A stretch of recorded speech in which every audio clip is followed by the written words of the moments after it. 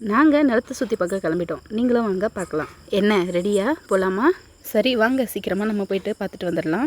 நம்ம நிலத்தில் இது வரைக்கும் பயிர் பண்ணி வச்சுருந்த எல்லாமே ஹார்வெஸ்ட் ஆகிடுச்சுங்க. இப்போ நம்ம திருப்பவும் ரீப்ளான்டிங் பண்ண போகிறோம். எல்லா வயல்லையும் ஹார்வெஸ்ட் பண்ணி 1 or 2 months ஆகிடுச்சுங்க. அந்த 1 or 2 months ஃப்ரீயாக இல்லை, எல்லாமே நிலத்தை பதப்படுத்தி வச்சுருக்கோம். புழுதி ஓட்டி எவ்வளோ வெயில் அடித்தாலும் நம்மளுக்கு ஏரி பக்கம் இருக்கிறதுனால நீர் பாசனத்துக்கு பிரச்சனை இல்லைங்க. அதனால் நம்ம தைரியமாக பயிர் பண்ணலாம்.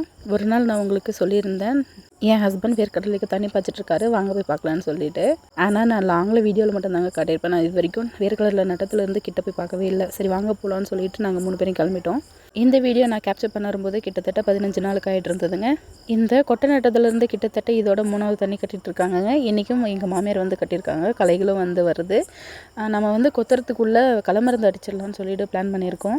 இப்போவும் கொத்துனா நல்லது தான். ஏன்னா செடி கொஞ்சம் வளர்ந்து பூ வைக்கிற ஸ்டேஜில் கொத்தினோம்னா செடி சுற்றி நம்ம எக்ஸ்ட்ராவாக மண் அனுப்போம். அப்போ வேர்க்கடலை மகசூல் அதிகமாக வரும். அது மட்டும் இல்லாமல் நிறைய இடத்துல இந்த வேர்க்கடலைக்கு மண் அணைக்கிறதுனா என்னென்ன தெரிய மாட்டேங்குதுங்க. நீங்களும் இந்த மாதிரி வேர்க்கடலைக்கு மண் அணைப்பீங்களான்னு சொல்லிட்டு சொல்லுங்கள். அப்புறம் என் பையனை நீங்கள் இந்த கோலத்தில் பார்த்துட்டு நீங்கள் என்னை திட்டுவீங்க, பிள்ளைய மண்ணில் எப்படி விட்டு வச்சுருக்கா பாருன்னு சொல்லிட்டு. ஆனால் இவர் ஆப்போசிட்டுங்க. நாங்கள் நிலத்துக்கிட்ட போனால் மேக்ஸிமம் இவர் மேலேயே நிற்கவே மாட்டாருங்க. இவரை பாட்டுக்கு இவர் விட்டுருணும் கீழே, அவர் பாட்டுக்கு சுற்றிட்டு திரிவார். அப்புறம் நம்ம இந்த வயலில் என்ன பண்ண போகிறோம்னா, இங்கே பாருங்கள் பெரிய பெரிய கட்டையாக ஓட்டி வச்சுருக்கோம். ஏன்னா இந்த குழியில் தான் பார்த்திங்கன்னா நம்ம வாழைக்கன்று வைக்க போகிறோம். ஆல்ரெடி வச்சுருந்த வாழைக்கொல்லியும் ஓட்டியாச்சு. அதில் இருக்கிற கண்ணுங்களெல்லாம் எடுத்து இந்த 3 கொல்லி ஓட்டி வச்சுருக்கோம். அந்த 3 கொல்லிலையும் நட போகிறோம். ப்ளஸ் வாழைக்கொல்லியில் நம்ம மஞ்சள் நட போகிறோம். வாழையில் ஓரளவுக்கு லாபம் வந்ததுனால நாங்கள் பிளான் பண்ணி 3 கொல்லியிலையும் வாழை வைக்கிறதுக்கு முடிவு பண்ணிட்டோம். நம்ம சீசன் டைமில் வேர்க்கடலை போடும்போது நம்ம இந்த மாதிரி பாத்தி கட்ட தேவையில்லைங்க. ஏன்னா மழையிலே பாதி வந்துடும்.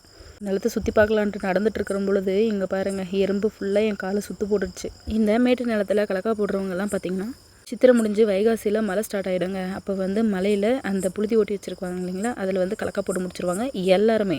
ஆனால் நாங்கள் 1 மாதத்துக்கு முன்னாடி போட்டிருக்கோம். நாங்கள் தண்ணி கலக்கா போட்டுக்கலாம்னு சொல்லிட்டு பிளான் பண்ணி தான் பாத்தி கட்டி கொட்டை நட்டு நாங்கள் தண்ணி பாய்ச்சிட்ருக்கோம். நிலத்தை சுற்றி பார்க்க வந்ததில் சாட்டிஸ்ஃபேக்ஷன் எனக்கு இருந்ததோ இல்லையோ, என் பையன் பயங்கர சாட்டிஸ்ஃபேக்ஷனாக இருந்தாங்க. அவருக்கு தான் ஒரே ஜாலி. நமக்கு தான் பிள்ளை இப்படி நடந்து போகிறானேன்னு சொல்லிட்டு பார்க்க வருத்தமாக இருக்குது. பட் அவர் தூக்குனா கூட வரமாட்டேன்னிட்டாருங்க. சைடில் இருக்க வாழை மரத்தை எல்லாம் காட்டிட்டு நல்லா பார்த்துட்டு வேடிக்கை பார்த்துட்டு ஜாலியாக என்ஜாய் பண்ணிட்டு வந்தார். அப்புறம் நாங்கள் எல்லோரும் நல்லா சுற்றி பார்த்துட்டு வீட்டுக்கு கிளம்பிட்டோம். அப்புறம் வீடியோ பிடிச்சிருந்தா லைக், ஷேர், கமெண்ட் பண்ணுங்கள் அண்ட் ஃபாலோ பண்ணிக்கோங்க.